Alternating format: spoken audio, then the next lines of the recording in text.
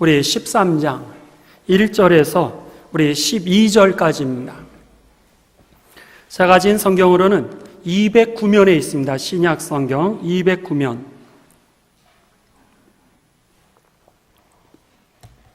사도행전 13장 1절에서 12절까지입니다. 우리 다 같이 한 목소리로 봉독하십니다. 안디옥 교회에 선지자들과 교사들이 있으니 곧 바나바와 니게르라 하는 시므온과 구레네 사람 루기오와 분봉왕 헤롯의 젖동생 마나엔과 및 사울이라.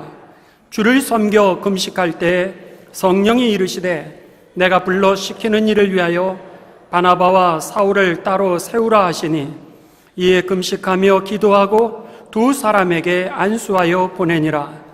두 사람이 성령의 보내심을 받아 실루기아에 내려가 거기서 배 타고 구브로에 가서 살라미에 이르러 하나님의 말씀을 유대인의 여러 회당에서 전할세 요한을 수행원으로 두었더라.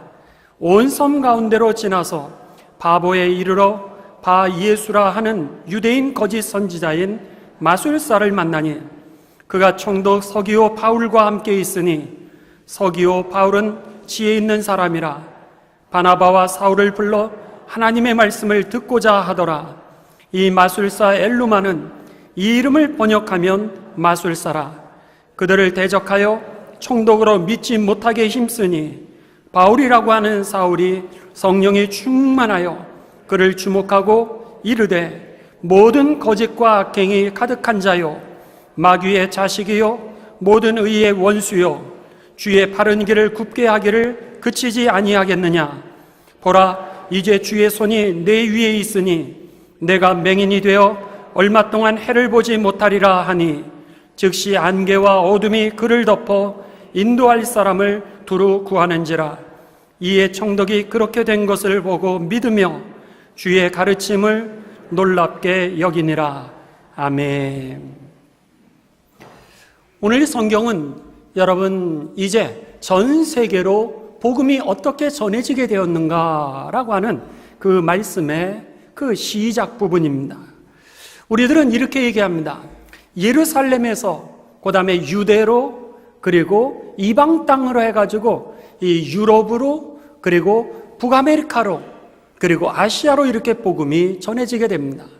그랬을 때에 오늘 본문의 말씀은 이 유럽 쪽으로 복음이 어떻게 전해지게 되는가, 소아시아 지역에 어떻게 복음이 뿌리를 내는가라고 하는 그 출발점이 바로 오늘 본문의 말씀입니다. 사도행전은요, 하나님이 약속하신 그 말씀에 성취되는 그 사건들을 기록한 것이 사도행전의 말씀입니다. 예수님께서 십자가를 지시고 우리들의 죄를 대신하여 죽으실 때 내가 죽는 것이 너희에게 유익이라. 내가 죽은 이후에 그리고 너희에게 하나님께서 무엇을 보내시리니? 성령을 보내시리니.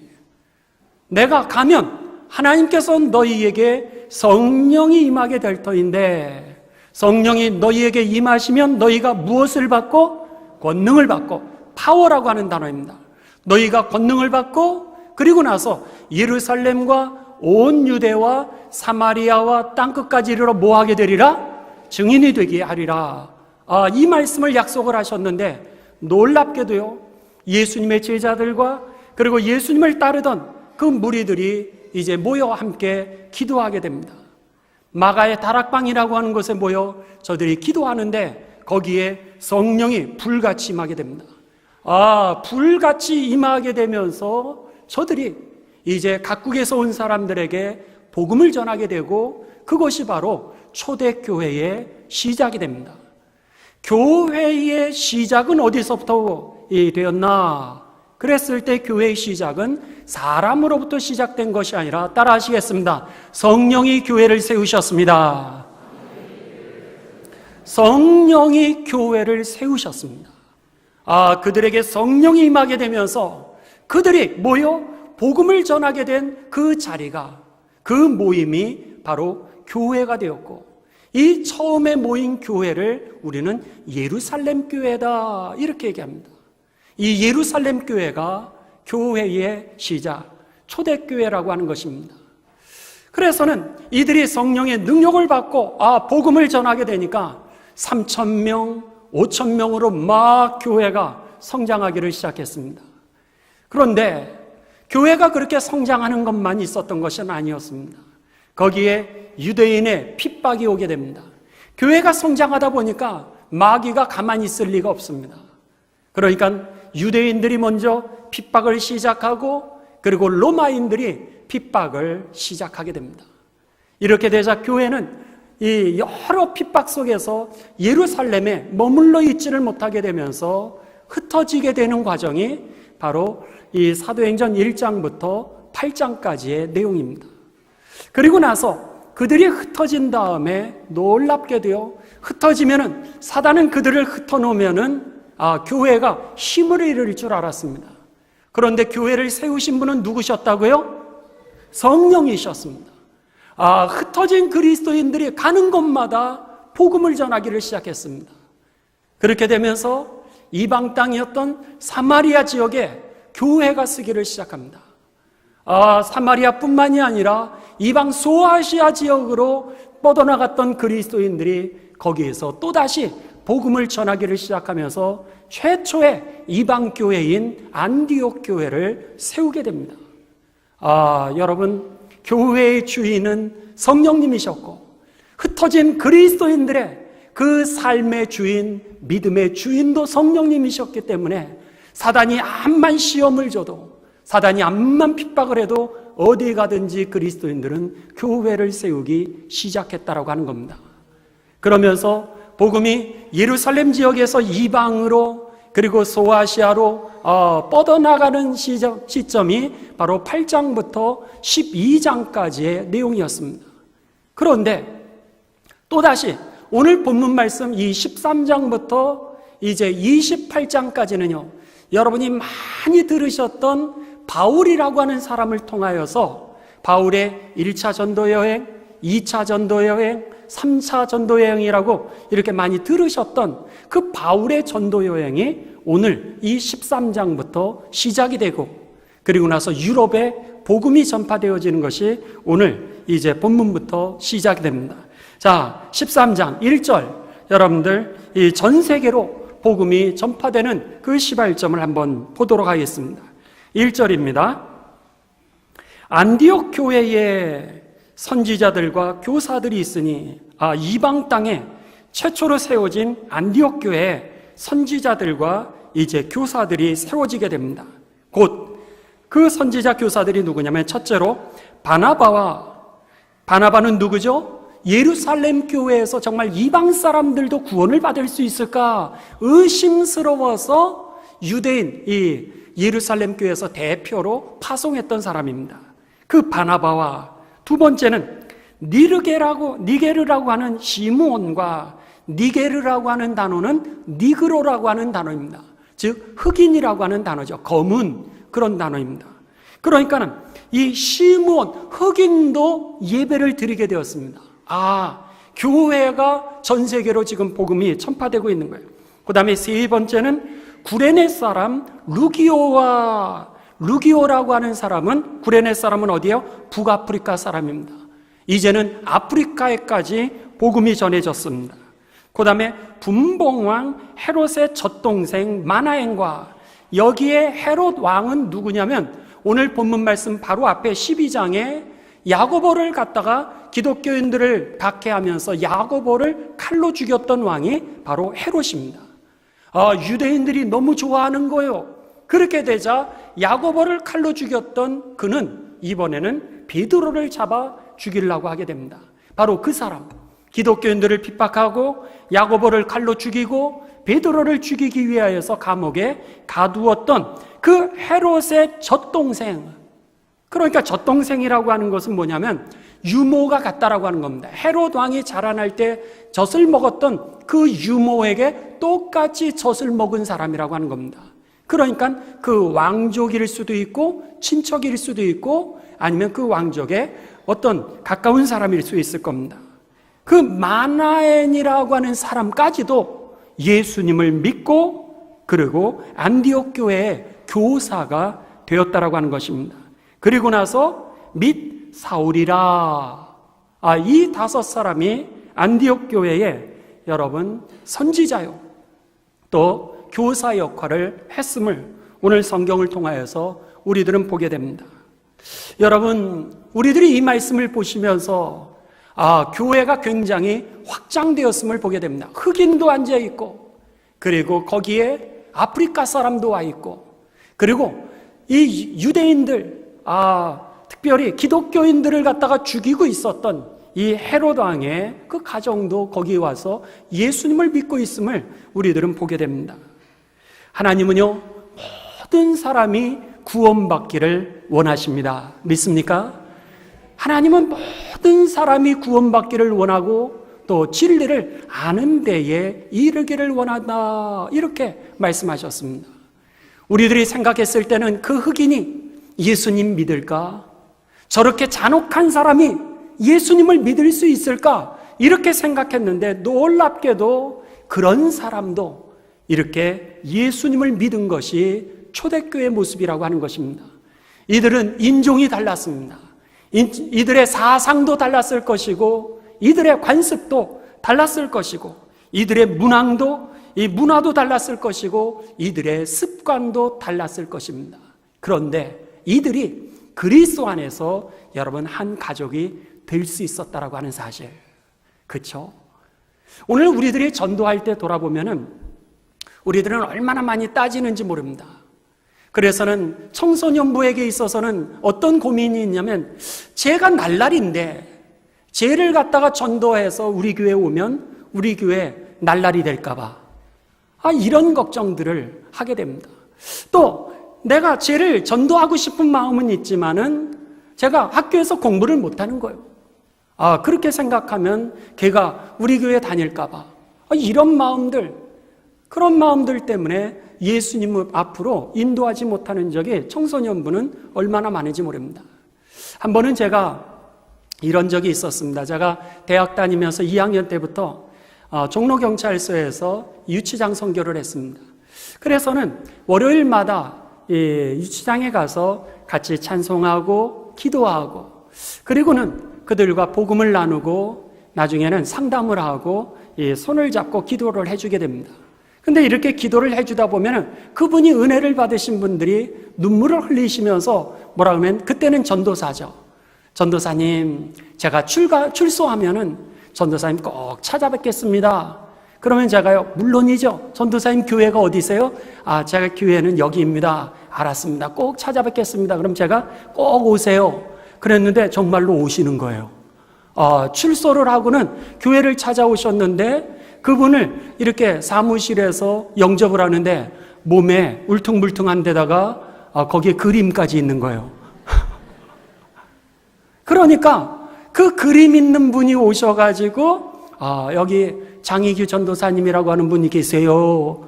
이러니까 그 사무실에서 깜짝 놀래가지고요, 말을 못하고 연락처도 안 가르쳐주고 안 계세요 그러는 거예요.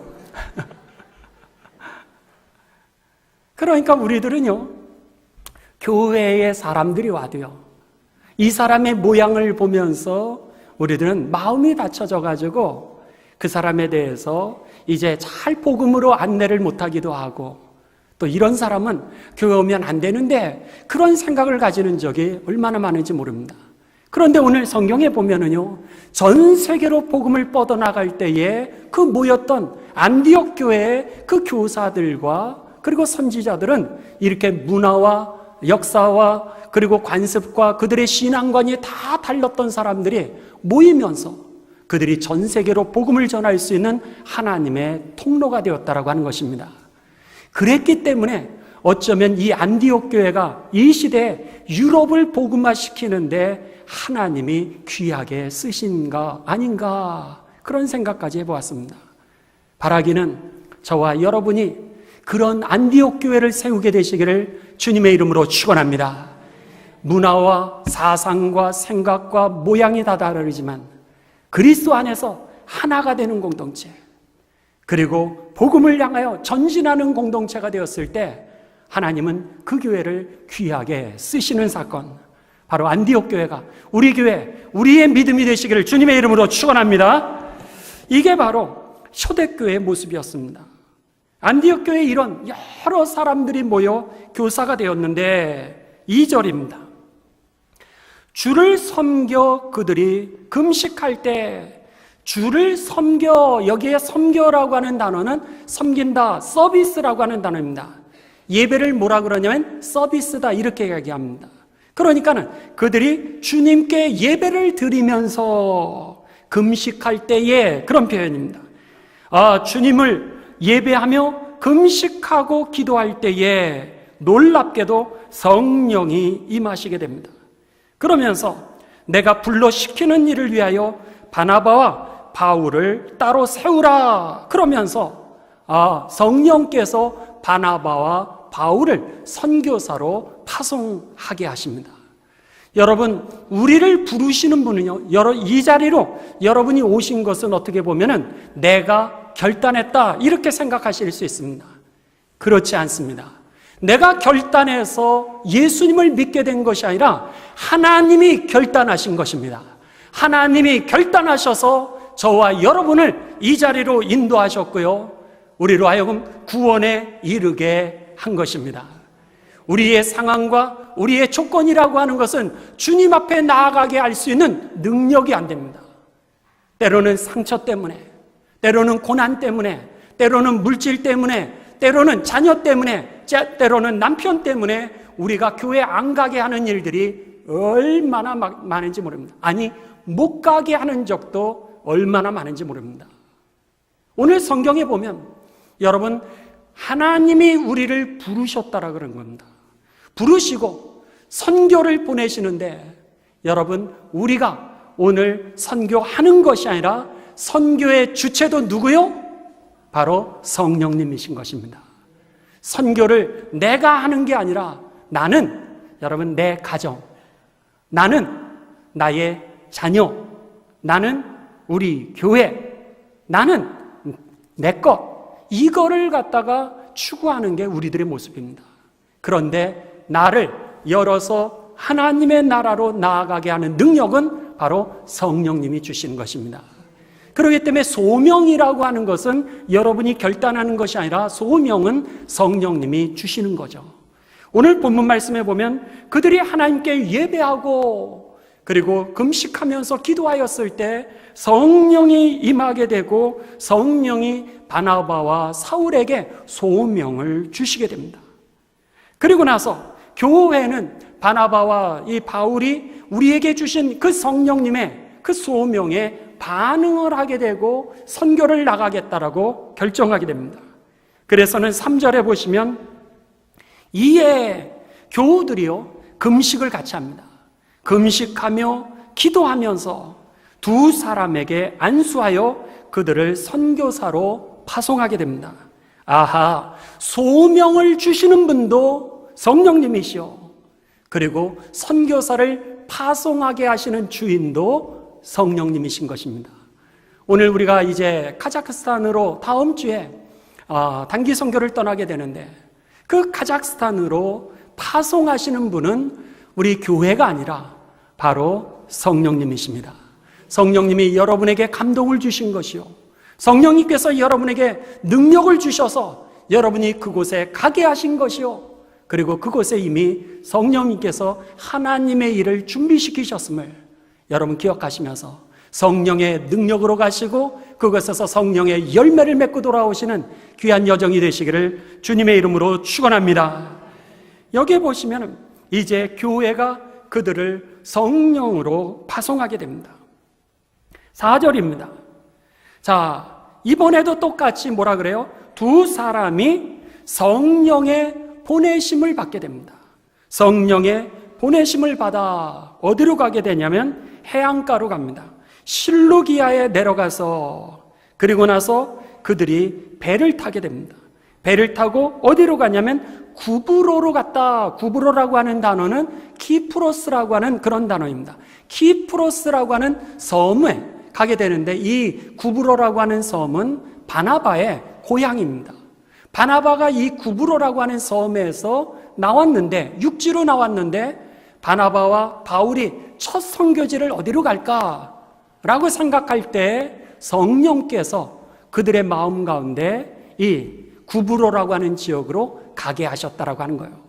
아, 그렇구나. 여기서 그래서 4절에 두 사람이 성령의 보내심을 받아 실루기아 그리고 구브로에 가서 복음을 5절에 보시면 그리고 구브로라고 하는 섬으로 가서 거기에 어떤 도시? 살람이라고 하는 도시에 이르게 됩니다.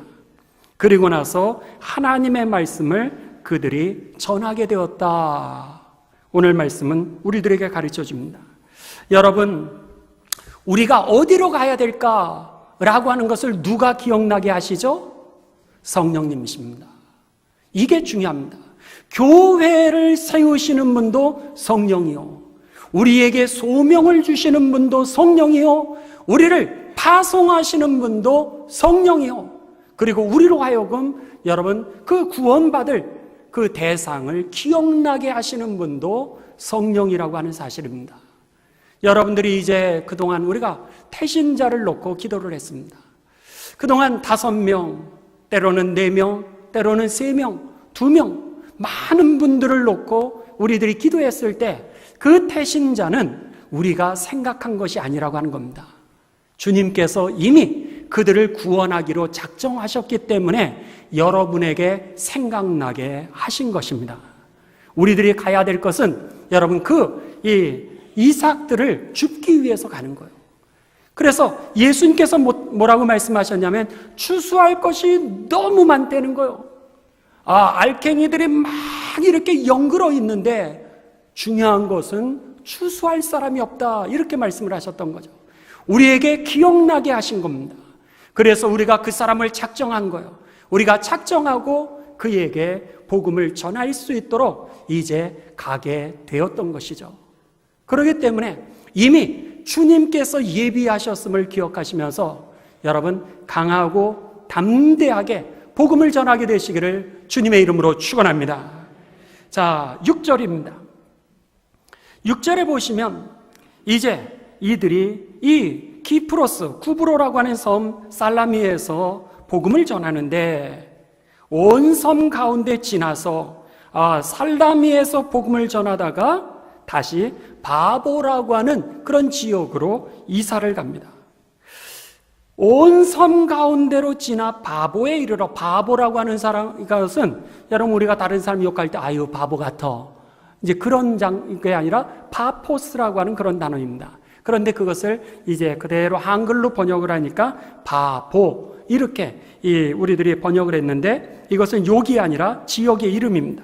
그 바보라고 하는 그 지역에 그들이 이르게 되었는데 바예수라고 하는 유대인 거짓 선지자 마술사를 만나게 됩니다. 이들이 처음으로 이제 복음을 전하는 거예요. 처음으로 복음을 전하는데 쉽지가 않습니다. 왜 그들이 살람이라고 하는 지역에서 바보로 옮겼을까요? 오늘 성경에 보면은 그 지역에서 열매를 거두었다라고 하는 것을 볼 수가 없습니다. 아마도 열매가 별로 없었던 것 같아요. 바나바는 자기의 고향이기 때문에 고향에서 전도하기 쉬울 거라 어쩌면 그렇게 생각했을 수도 있습니다. 그런데 오늘 성경에 보면 그들이 얼마 있다가 다른 바보라고 하는 지역으로 이동을 한 것을 보면 거기에서 열매를 많이 거두지 못하였으리라 쉽게 추정할 수 있습니다. 그런데 다른 지역에 가면 복음을 전하는 게 쉬울 줄 알았는데 바보에 가보니까 이번에는 거기에서 마술사, 하나님의 일을 방해하는 그런 거짓 선지자를 만나게 됩니다. 그런데 그 거짓 선지자가 얼마나 방해를 하는지 이제 여러분 7절에 보시면 그가 총독 서기오 바울과 함께 있으니 총독 옆에서 지금 이 어드바이저로 고문으로 있는 거예요. 고문으로 있으면서 서기오 바울을 지혜 있는 사람이라 바나바와 사울을 불러 하나님의 말씀을 듣고자 하더라 그랬는데 8절에 이 마술사 엘루마라고 하는 단어는 마술사라고 하는 아람어입니다. 그냥 똑같은 단어입니다. 이 이름을 번역하면 마술사라. 이 거짓 마술사가 총독을 충동해가지고 예수님을 못 믿게 하는 거예요. 이들이 복음을 전하려고 그랬을 때 제일 첫 번째 장소에서 열매를 거두지 못하고 두 번째 장소를 갔더니 이번엔 거짓 선지자가 총독을 통하여서 복음을 전하지 못하게 했던 것이 이들의 복음을 전하는 현실이었다라고 하는 겁니다. 여기에서 우리가 여러분 한 가지 깨닫는 영적 사실이 있습니다. 그게 뭐냐면 따라 하시겠습니다. 전도는 영적 전쟁입니다. 전도라고 하는 것은 영적인 싸움이라고 하는 사실을 여러분 꼭 기억하시기를 바랍니다. 우리가 복음을 전하려고 그럴 때마다 우리들은 여러분 혈과 육의 싸움을 하는 것이 아니라 영적인 싸움을 하고 있다라고 하는 사실을 깨달을 때에 복음이 여러분 전해질 수 있게 된다라고 하는 겁니다. 지금 우리가 5월달입니다. 이 5월달이 되어가지고 우리들은 가정 예배를 드리고자 하는 사람들이 많이 계십니다. 바라기는 여러분 이 5월달부터 가정 예배를 할 수 있는 그런 복이 저와 여러분에게 임하게 되시기를 주님의 이름으로 축원합니다. 가정 예배를 다 원합니다. 그런데 우리 가족들 함께 예배 드립시다 이런 얘기가 남편에게 잘 안 나옵니다. 그거 쉽지 않아요. 또 남편분들도 아내에게 우리 이번부터 가정 예배 하지 그런 얘기가 잘 안 나오고요. 그리고 자녀들에게 얘들아 우리 가정 예배 하자 이 말이요 잘 나오지 않습니다. 왜요? 자녀들도 바쁘고 남편도 시간을 못 맞추기도 하고 그러다 보니까 우리들이 가정 예배 드립시다 이렇게 얘기하는 것조차도요 여러분 마음에 얼마나 커다란 짐인지 모릅니다. 너나 잘 믿어. 이럴까 봐 무섭잖아요 또. 그런데다가 그 말 하지 못하는 것도 여러분 마음의 영적인 싸움이었던 거예요. 그런데 그 말을 용기 있게 했습니다. 그랬는데 우리가 가정 예배를 드리려면은 또 마귀가 역사를 해요. 꼭 월요일날 예배를 드립시다 이렇게 약속했으면 싸움은 언제 하냐면 주일날 저녁부터 하든지 월요일날 아침에 하는 거예요. 출퇴근하기 전에 자녀들이 학교 가기 전에 싸움부터 하고 나가고니까는 그날 저녁에 분명히 예배 드리자고 한 날인데 예배를 드리자고 해야 될지 말아야 될지 거기서도 영적인 싸움인 거예요. 그럼에도 불구하고 여러분 예배 드릴 수 있게 되시길 주님의 이름으로 축원합니다. 그게 영적인 싸움에서 승리하는 거예요. 그러니까 가정에서 예배 드리자 혹은 예배를 드리기로 했으면서도 불구하고 오늘 이렇게 바쁜데 예배를 드려야 되나 말아야 되나 이런 것조차도 여러분 영적인 싸움인 거예요. 그뿐입니까? 여러분이 이제 전도 대상자를 정했어요. 그랬는데 영적 전쟁인 것을 어디서 느끼게 되냐면 전도 대상자를 정해놓고도 전화하기가 그렇게 어려운 거예요. 마음은 100번 전화했는데 육신이 약하여 마음이 약하여서 한 번 전화를 하기가 어려운 겁니다. 그 사람이 생각났어요. 하나님이 성령이 마음을 주셨는데 그 마음은 원이로되 육신이 약하여서는 그에게 생각만 하고 전화 한 번을 제대로 못한다라고 하는 겁니다. 이게 뭐요? 여러분 영적인 싸움이라고 하는 겁니다.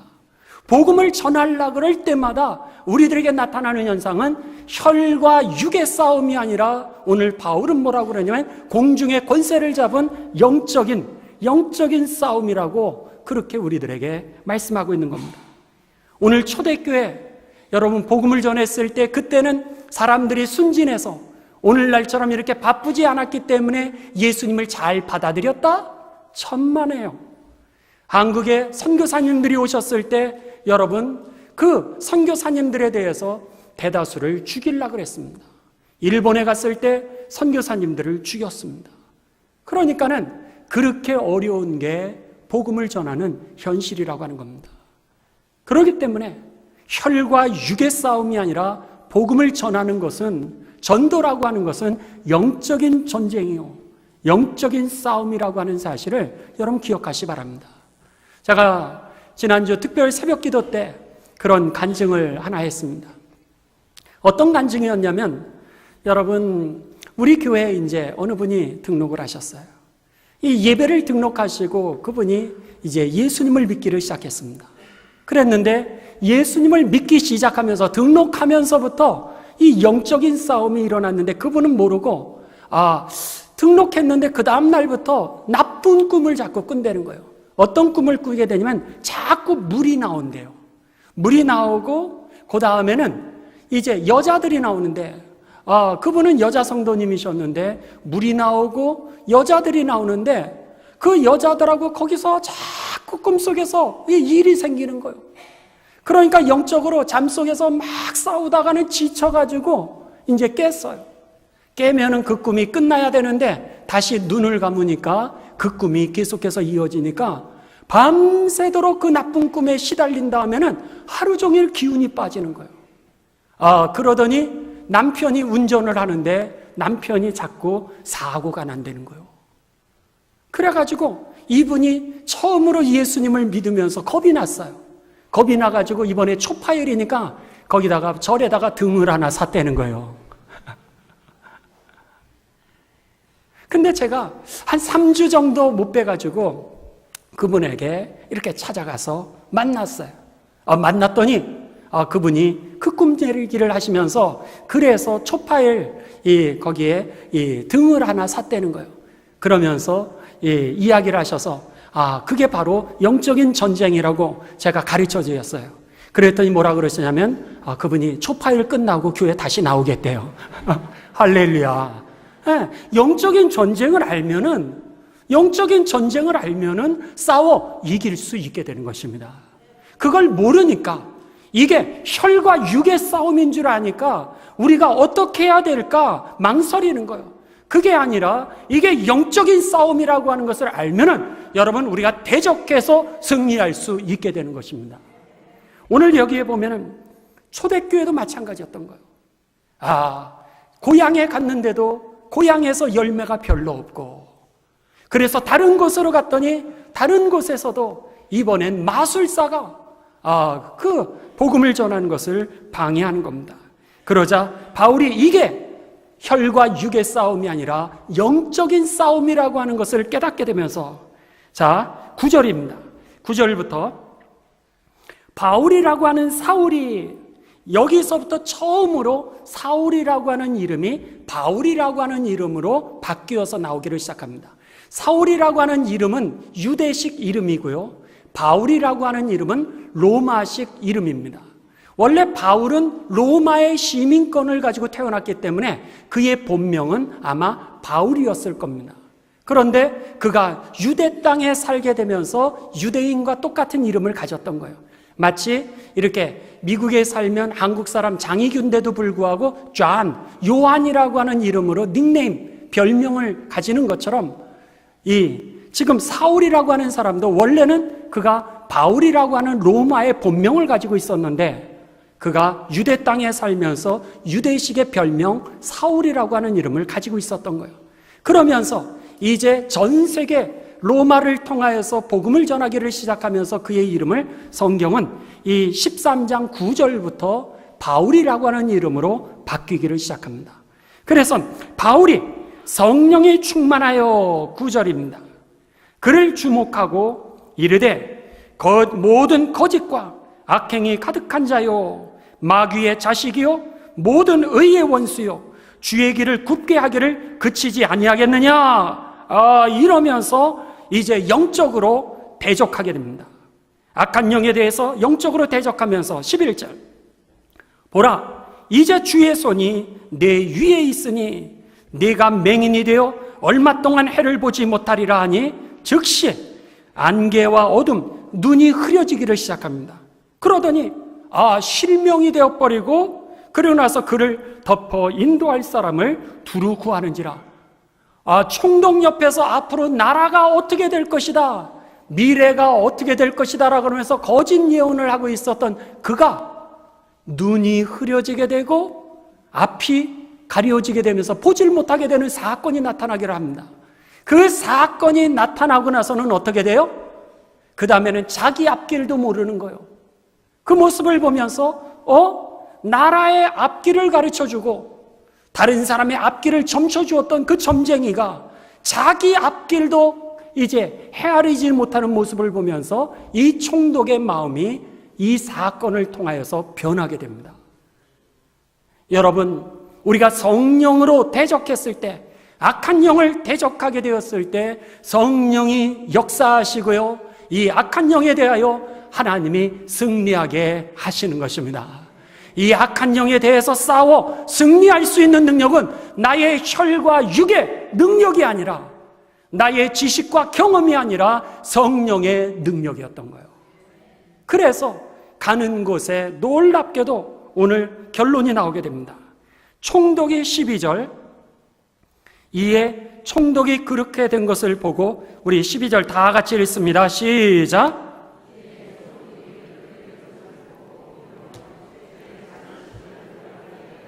아하, 성령이 악한 영에 대하여 대적하게 하시고 승리하게 하셨을 뿐만 아니라 어떻게 하세요? 총독으로 하여금 성령이 믿게 하시죠.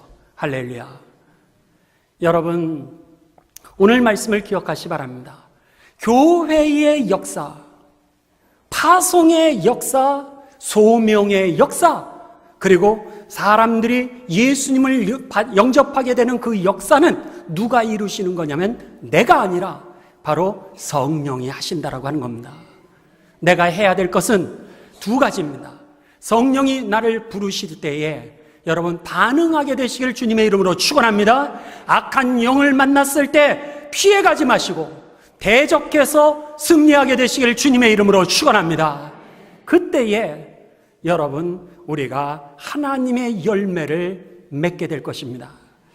여러분, 우리가 지난 5일 동안 특별 영혼 구원을 위해서 특별 새벽 기도를 했었는데 기억하십니까? 그때의 구호를. 자, 제가 한번 하면 여러분들이 따라하도록 하겠습니다. 전도하면 전도됩니다. 전도하면 윈윈합니다. 가는 것이 능력입니다. 믿습니까? 여러분, 전도하면 전도되는 겁니다. 그런데 이 영적인 싸움에서 우리로 하여금 자꾸 주저해서 우리가 전도하지 못하게 하는 겁니다. 또한 전도하면은요, 여러분, 전도받는 사람들에게 있어서 그들의 이 악한 영의 사슬이 끊어지게 되고요, 저들에게 치유의 역사가 일어나게 되고 귀신이 떠나가게 됩니다. 뿐만 아니라 전도하는 우리들에게는 여러분, 하늘의 별과 같이 아름다운 상급을 하나님이 주시고요, 우리가 가는 곳마다 축복했을 때 그 사람이 그 축복을 받아들이지 못하면 바로 네가 그 복을 받게 되리라 약속하셨습니다. 뿐만 아니라 여러분, 우리가 다른 사람에게 갈까 말까 주저하는 거, 바로 영적인 싸움이라고 하는 겁니다. 복음의 얘기를 할까 말까 영적인 싸움이라고 하는 겁니다. 그 사람 만날까 말까 영적인 싸움이라고 하는 겁니다.